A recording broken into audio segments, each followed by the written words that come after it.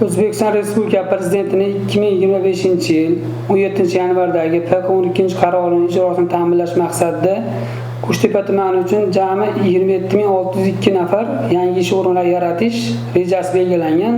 Jumladan investitsiya yo'nalishlari bo'yicha 1777 nafar, tijorat banklari uchun 16167 nafar, fermer va dehqon xo'jaliklari uchun 8406 nafar, qurilish sohasida 1252 nafar yangi ish o'rinlari rejasi belgilangan.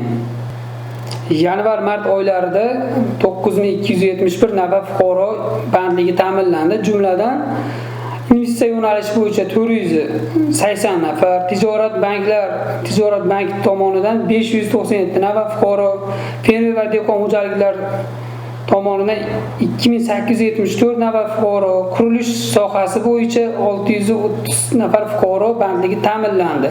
Jami birinchi kvartal uchun ajratilgan reja 131% ga bajarildi.